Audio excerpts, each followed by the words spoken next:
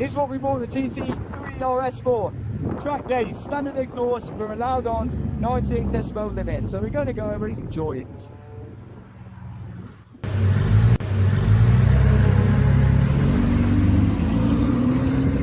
Picture this. A bright yellow Porsche GT3 RS rolls onto the track. It has no upgrades, no fancy parts bolted on, no secret tuning tricks hiding under the hood. Just the car exactly as it left the factory, with one small change made only to keep it legal for the track day noise rules. Within 3 laps, the brakes are gone. The mirror falls off after hitting a curb. The tires are screaming, sliding, and losing their grip lap after lap. Smoke and heat build up so much that small plastic caps on the wheels actually pop out and fly away. This is not a movie script written by someone trying to invent drama. This is a real track day, filmed as it happened, with real drivers finding out just how far a stock GT3 RS can be pushed before it starts to break down under pressure. What makes this story so exciting is that nothing here was planned in advance. Nobody expected the brakes to fail so early in the day. Nobody expected the mirror to fall off, not once but twice, in almost the exact same spot. Nobody expected the wheels to get so hot that small parts would simply pop off mid-lap, while the car was still moving. Yet all of this happened, one dramatic moment after another, turning a simple day out at the track into a wild, unforgettable story worth telling from start to finish. The car at the center of it all, the Porsche 911 GT3 RS, is already known as one of the most track-focused road cars money can buy. It is built with a big rear wing, razor-sharp handling, and a screaming engine that revs high and pulls hard all the way to the red line. But even a car this capable has limits, and this video shows exactly what happens when those limits are found the hard way in real time with real consequences. For fans of fast cars, track days, and honest reactions caught on camera, this story has everything a viewer could want. Danger, laughter, mechanical failure, friendly rivalry between drivers, and a group of friends pushing a supercar until it finally says no more. Buckle up, because this is the story of a yellow GT3 RS, its brakes, its tires, its poor unlucky mirror, and a group of drivers who simply wanted to see exactly what stock really means once the pressure is turned all the way up on a demanding, unforgiving racetrack. What separates this story from countless other car videos online is the total lack of pretending. Nobody in this group tries to make the car look flawless for the camera. Nobody edits around the failures to make the day look smoother than it actually was. Instead, every stumble, every scare, and every strange mechanical surprise is left right there on screen, told through the honest, unscripted words of the people actually living through it lap by lap. This kind of raw honesty is rare, and it is exactly why the video works so well as a story worth telling in full detail. It also raises a bigger question that runs quietly underneath the entire day, a question many performance car owners quietly wonder about but rarely get to see answered so clearly. Is a factory-fresh GT3 RS, straight off the showroom floor, actually ready for a full, hard day of track driving without any extra preparation at all? Or does the gap between road legal performance and true track readiness turn out to be much wider than most buyers expect when they first sign the paperwork and drive away smiling? By the time this story reaches its final lap, viewers get a surprisingly complete answer to that exact question, delivered not through marketing language or polished press releases, but through cracked brake fluid, popped wheel caps, a battered mirror, and a group of friends laughing their way through every single setback along the way. The first thing to understand is what no mods actually means in this story, and why that detail matters so much to the whole video. Modern performance cars can be changed in many ways after they leave the factory floor. Owners often add bigger brakes, stiffer springs, sticky racing tires, or tuning software that changes how the engine responds. These changes, often called mods, are common in the car world because they can make a car faster, tougher, and better suited to repeated hard driving on a track. But this GT3 RS has none of that at all. The only real change made before this track day was swapping to a standard track day exhaust, and that was done simply to meet a noise rule at the track, which allows cars up to a set limit, in this case 98 decibels, no louder. Everything else on the car, the brakes, the suspension, the springs, and the engine, is exactly how it came from the factory floor in Germany. This decision to keep the car fully stock is actually the whole point of the video, and it shapes everything that happens afterward. It lets viewers see, without any excuses or hidden upgrades, exactly how a brand new performance car behaves when it is driven hard, lap after lap, with nothing extra helping it cope with the stress of a full track day.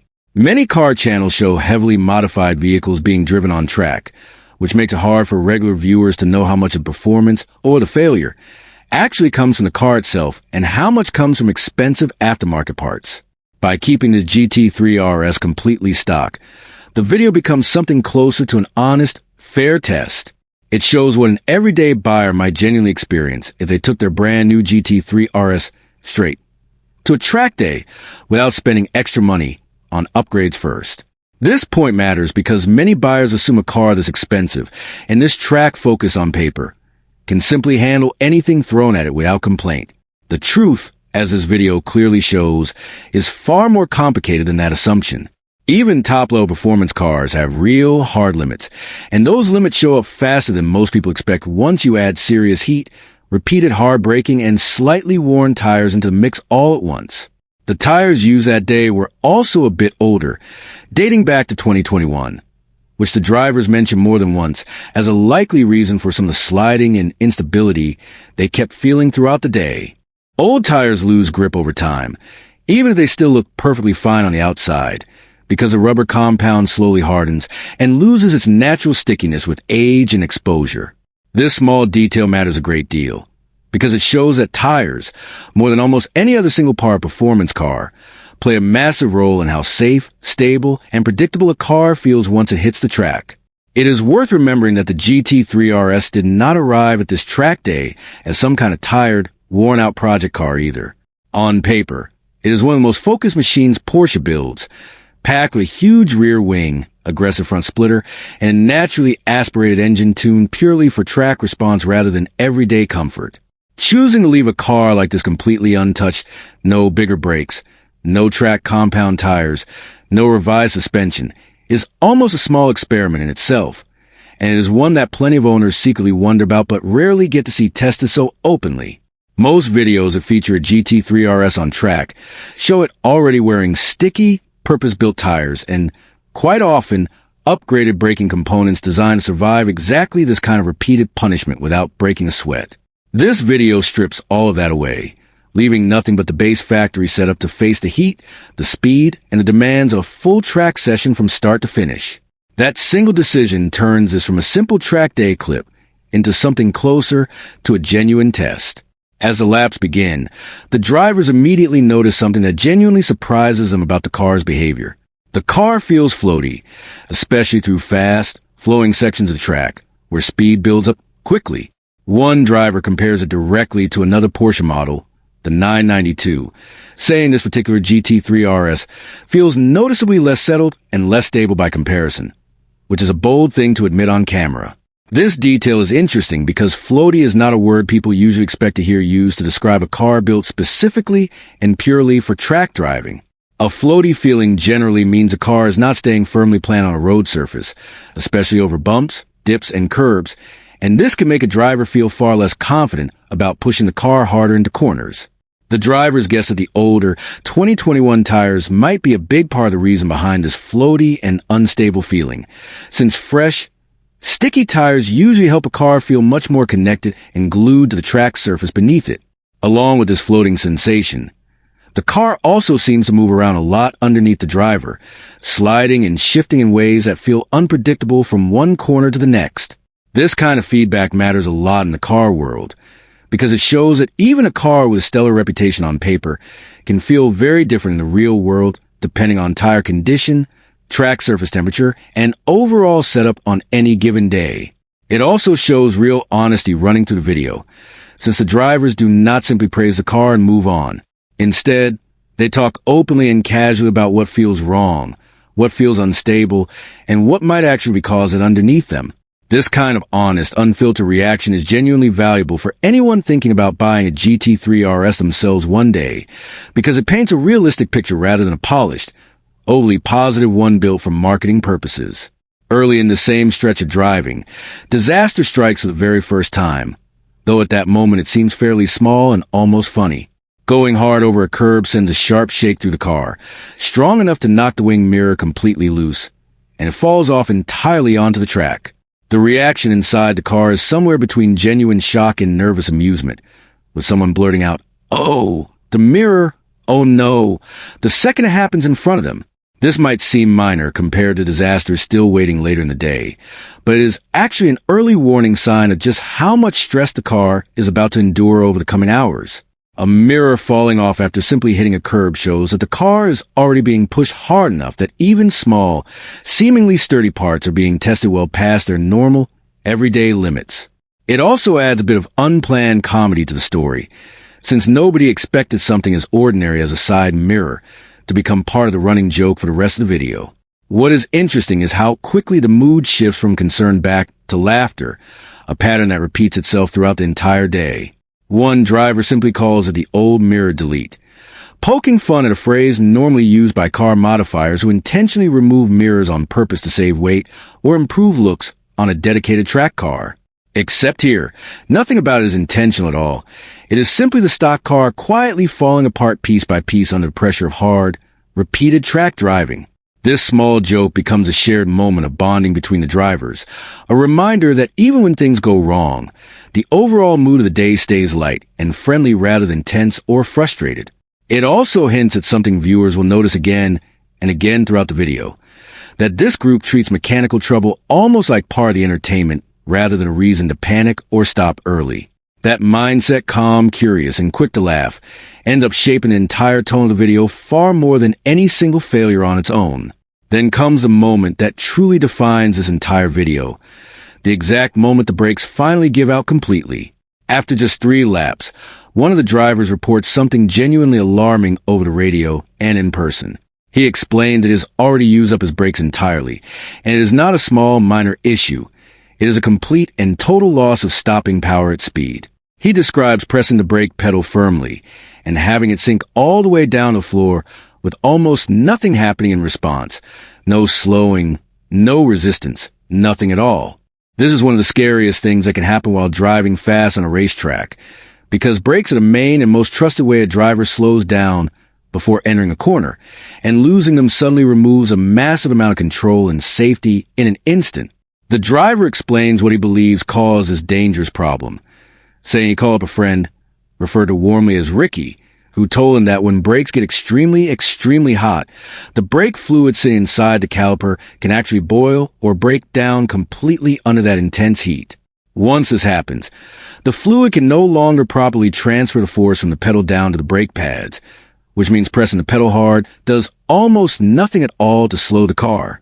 In simple, easy terms, the brakes have essentially cooked themselves from the sheer heat of repeated hard braking, something that can happen more easily with track day exhaust setups and stock brake components that were never specifically built for repeated, punishing abuse on a real racetrack. This particular failure is shocking mainly because it happened so early, after only 3 laps, showing just how much stress hard track driving puts on parts that would otherwise be perfectly fine for years of normal, gentle road use. The driver even jokes grimly about the whole situation, saying flatly, "It's got no brakes," while everyone around him laughs nervously in response, capturing that strange, familiar mix of humor and genuine real danger that runs right through much of this video from start to end. What makes this particular moment even more interesting is that only one single caliper, the front left corner of the car, seems to still be doing any real, meaningful work at all, meaning the car now has extremely uneven and completely unreliable braking spread across all 4 wheels at once. Driving a powerful, genuinely fast car with almost no working brakes left is incredibly dangerous by any standard. Yet the driver chooses to continue on anyway, clearly determined to make the absolute most of his track day despite the obvious, growing risk sitting right in front of him. This decision might seem reckless to some viewers watching from home, but also says something honest about the culture around track days in general. Track time is often expensive and hard to book. So many drivers are reluctant to simply pack up and go home the moment something goes wrong, especially early in the session. Instead, they adapt, they adjust their driving style, they brake earlier, they use whatever grip and stopping power remains, and they keep going carefully rather than stopping completely. This particular driver seems to fall into exactly that mindset, choosing caution mixed with determination rather than giving up on the day entirely. It also sets up a tense undertone that runs through the rest of the video, because viewers now know, right from this early point, that this driver is out on track with brakes that could fail completely at any moment during any corner. That knowledge changes how every following lap feels to watch, adding a layer of quiet suspense underneath even the calmer, more relaxed moments that follow later in the video, right up until the brake problem eventually resurfaces again in a much bigger and more dramatic way further down the track. With the brakes now unreliable for the rest of the session, attention shifts naturally toward how the car behaves through corners, and here again, the fully stock setup starts to show its real limits under pressure. The rear of the car, in particular, becomes a major and repeated topic of conversation among the drivers. One driver says plainly that the back end gives very little confidence, meaning it feels like it could slide out suddenly and unexpectedly at almost any moment without much warning beforehand. He wonders aloud whether this nervous feeling is simply how the car is set up straight from the factory, especially regarding the rear suspension geometry, or whether other outside factors like tire were quietly making the underlying problem noticeably worse lap after lap.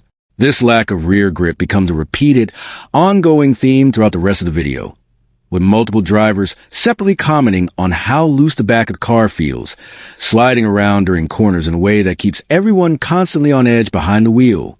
One driver, referred to in the video as Neutron, describes it very directly and clearly, saying the rear simply has no grip left, and he confirms it again with short, blunt no grip when someone asks him a second time to be sure. Despite all of this looming danger, there's a strange, genuine sense of enjoyment mixed right into the fear and uncertainty. The same driver mentions slowly getting used to having no rear grip at all, almost turning the shaky, unstable feeling into a strange new normal for the rest of his laps that day. He also mentions actively adjusting his tire pressures, lowering them from a higher starting number down to around 1.8, in a genuine attempt to find a bit more usable grip and improve how the car feels and handles through the corners. This kind of small, practical, real-time adjustment shows a hands-on, experimental side of a serious track day, where drivers are constantly tweaking small details to try improving how a car behaves, especially when something as fundamentally important as grip goes missing halfway through the session. Even with these small adjustments made along the way, the car keeps sliding, described honestly as being all over the place with the corners, though the driver quickly adds that despite the very real danger involved, it is still quite fun to drive this way. This constant mix of fear and genuine fun captures the entire spirit of the video perfectly. It is not simply about proving how good or how bad the car happens to be on paper. It is about the raw, honest experience of pushing a powerful, completely unmodified performance car right to its outer limit and seeing exactly what that truly feels like from behind the wheel, heat, noise, and all. This section of the video also gives a small but valuable lesson to anyone new to track driving who might be watching. Grip is never a fixed, guaranteed thing. It changes constantly based on tire temperature, tire age, track surface, and even the weather earlier in the day. A car that feels planted and confident on lap 1 can feel completely different by lap 10, especially once tires begin to overheat or are down unevenly from repeated hard cornering. Watching experienced drivers talk through this in real time, adjusting pressures, questioning suspension, and openly admitting when something feels wrong, offers a far more useful and honest picture than any spec sheet or brochure ever could. It shows that even confident, skilled drivers are constantly reading and reacting to what the car tells them underneath, rather than simply trusting the car blindly because of its badge or its reputation. That willingness to question, adjust, and keep communicating with each other about what they're feeling is really what turns this section of the video from a simple slide fest into something genuinely educational for viewers who care about understanding what is actually happening beneath a fast car during real, hard track driving. Not every part of this long track day revolves entirely around danger and mechanical failure alone. There's also plenty of friendly competition mixed in, especially once other cars join the mix out on track together. At one point, the drivers try hard to catch up to a Lamborghini Huracan up ahead, admiring out loud how easily it pulls away from them down the long, straight sections of the track, thanks to its strong, straight-line power advantage. Someone jokingly shouts, "We need turbos," as they watch the Huracan steadily gain distance ahead of them, a light-hearted admission that, In terms of raw straight line speed at least, the GT3 RS is genuinely struggling to keep up with this particular rival car that day out on track. This lighter moment adds a nice, welcome contrast to all the earlier drama surrounding failing brakes and missing grip, showing that even in a car dealing with serious, ongoing problems, there is still plenty of room left for fun, friendly competition, and a bit of good-natured rivalry between different cars and their respective drivers. Later on, an Audi R8 becomes part of the ongoing conversation as well, sparking a playful, half-serious debate about which car is actually the better overall package. One driver jokingly declares outright that the R8 is simply the best car in the entire world, asking why anyone would spend the extra money on a GT3 RS when they could save a good chunk of cash and, in his personal opinion,